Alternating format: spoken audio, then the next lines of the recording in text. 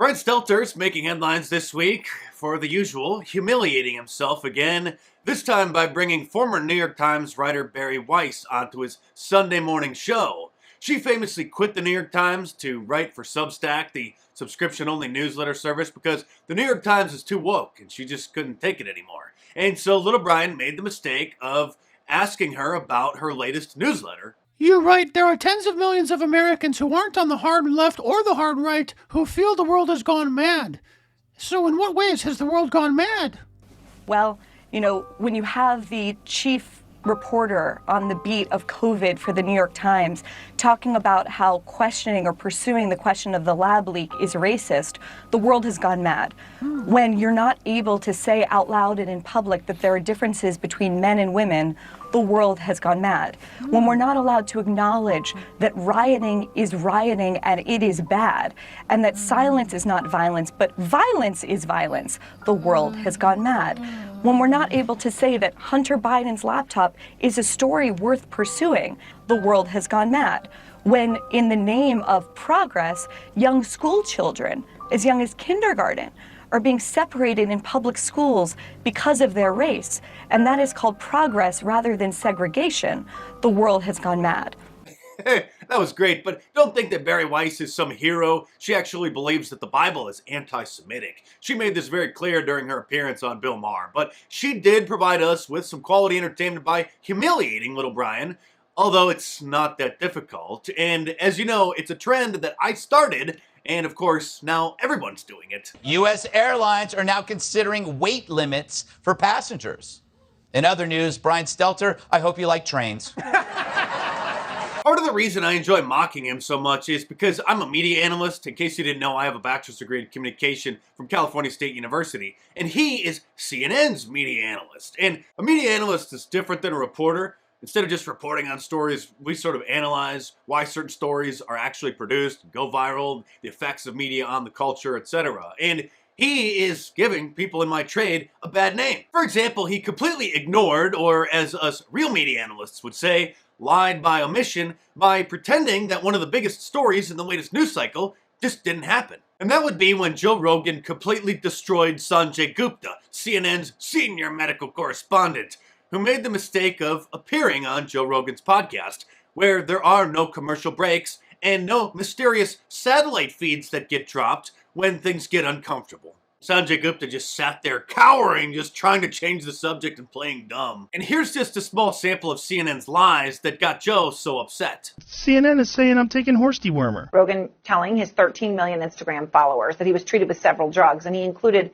ivermectin on the list, a drug used for livestock. Rogan said the word ivermectin. Yes, that's the deworming medicine made to kill parasites in farm animals. Ivermectin apparently given to deworm animals. Joe Rogan, he came down with COVID. He says he's been taking the livestock dewormer ivermectin. He also acknowledged taking a controversial treatment designed for animals. Does it bother you that the news network you work for out and out lied, just outright lied about me taking horse dewormer? They shouldn't have said that. Why did they do that? I don't know. As you can see, it wasn't just one reporter on one show. It was one of the top goals of CNN that day to completely destroy Joe Rogan for daring to mention the I word. This meme perfectly illustrates CNN's stupidity.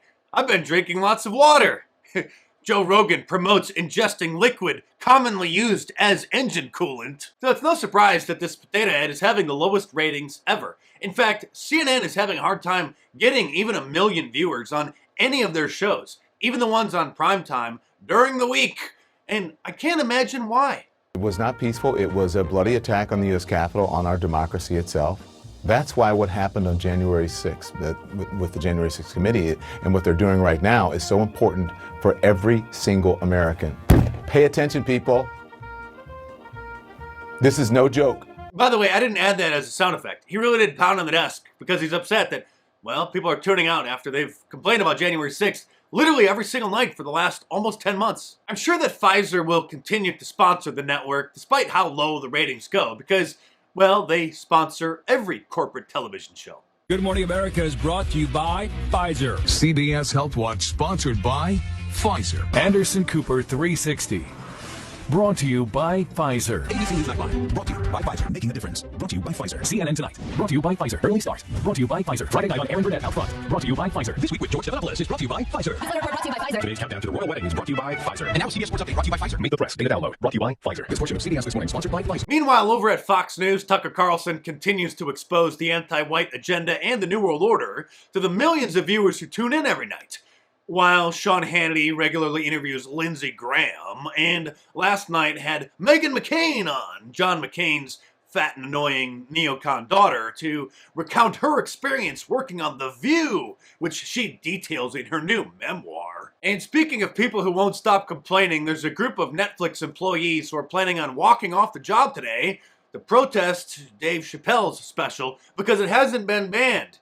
I think this is the third week now that these people have been complaining. This is a very long news cycle, and they're not giving up. So they've put out a list of demands, and if they're not met, then they're going to walk off the job today. And if I worked at Netflix, I would thank them. And speaking of censorship, Facebook is literally airing PSAs on TV, begging the government to force social media companies to censor more free speech online. I've been with Facebook for almost 3 years now. I'm originally from New Orleans, Louisiana, and I'm on the Facebook content team. What would you say is the most challenging about your job? It's tough. We make a lot of difficult decisions.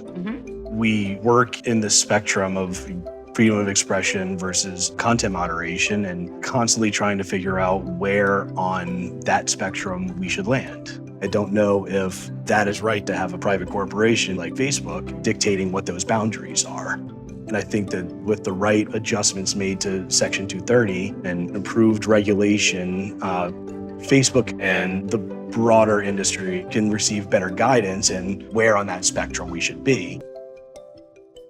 Why would they be doing this, you ask? Because if it becomes law in the United States, like it is in some European countries, that certain topics cannot be discussed on social media, or certain users aren't allowed to have accounts, or certain facts and statistics aren't allowed to be talked about or they're to be mentioned, then Facebook hopes that they'll stop hemorrhaging users who keep quitting and joining other free speech platforms like Gab, Telegram, and Rumble, who actually allow discussions about such things. If you like what I have to say, click the thanks button below this video next to the thumbs up and drop me a super thanks comment. It's sort of like a super chat during a live stream, but it's a comment on a regular video. And of course, get my books because that's where I really sound off, in paperback on Amazon.com, or download them onto your ebook from any of the major ebook stores. And of course, get yourself an Arrest Dr. Fauci shirt before they ban that from my online store, markdice.com, or click the link in the description below. And of course, like all of my designs, it's available in a t-shirt, long sleeve, and a hoodie, and a whole bunch of different colors as well. So head on over to markdice.com or click the link in the description below and check them out.